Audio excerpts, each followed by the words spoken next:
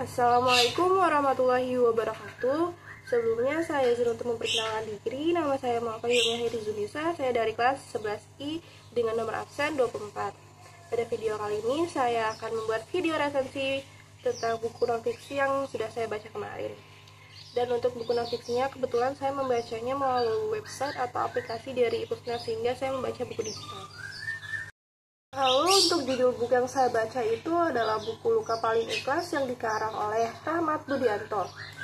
Buku ini diterbitkan oleh Pakalawaki Penerbitan pada tahun 2022.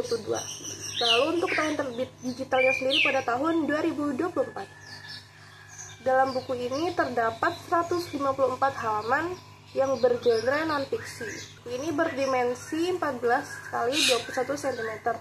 Lalu untuk ISBN-nya sendiri 000-000-000-000-2.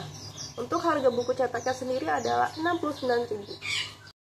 Cerita ini berfokus pada seorang perempuan yang dulunya itu menjalin kasih bersama laki pujaannya. Namun perjalanan indah itu harus terhenti karena beberapa faktor dan keadaan lainnya. Ia merasakan sakit ditinggalkan dan ia berusaha untuk menunjukkan pada dunia bahwa ia baik-baik saja. Padahal ia menyimpan luka yang begitu mendalam. Ia berusaha melupakannya, tetapi selalu akan teringat oleh memori-memori indah yang selalu terlintas di pikirannya. Ia selalu dikhianati dan memilih untuk menutup diri.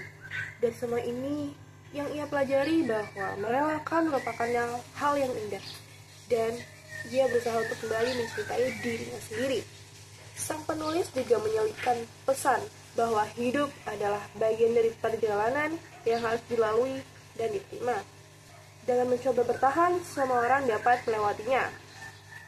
Begitupun, ada pesan bagi para perempuan untuk benar-benar memilih pasangan hidup yang mampu memahami serta mendukung mereka, bukan yang memberikan luka.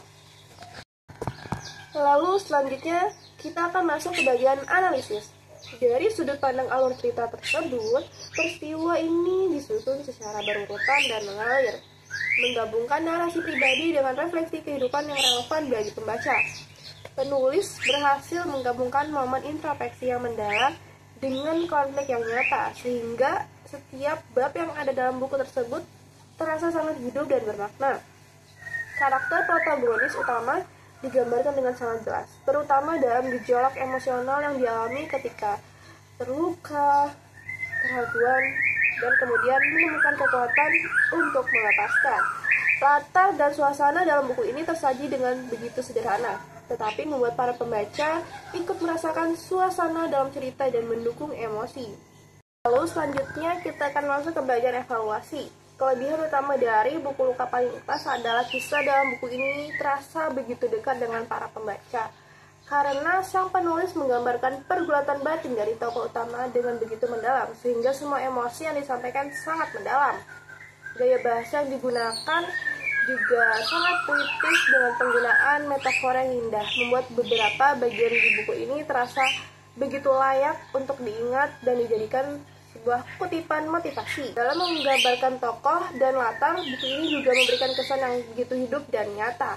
Lalu untuk urutan peristiwanya itu tersusun secara urut, sehingga buku ini membuat para pembaca lebih cepat menangkap inti dan arah dari setiap cerita yang disajikan. Namun, terdapat juga beberapa hal yang perlu diperbaiki dari karya ini, terkhususnya pada kekurangan kesalahan penulisan serta pemilihan kata yang kurang tepat digunakan pada kalimat tertentu. Hal ini tentunya sangat berpengaruh pada kenyamanan para pembaca, terutama pada mereka yang peka terhadap detail. Masuk ke bagian refleksi dan kesimpulan. Secara keseluruhan, buku ini sangat layak untuk dibaca, terutama bagi mereka yang ingin belajar lepas atau mencari kekuatan untuk bangkit dari keterpurukan. Buku ini tidak hanya menghibur, tetapi juga memperkuat hati para pembacanya. Sekian untuk resensi literasi buku non-fiksi yang bisa saya sampaikan pada hari ini. Saya mohon maaf apabila ada pernyataan atau tindakan saya yang kurang berkenan, baik sengaja maupun tidak sengaja. Saya akhiri. Wassalamualaikum warahmatullahi wabarakatuh. Terima kasih.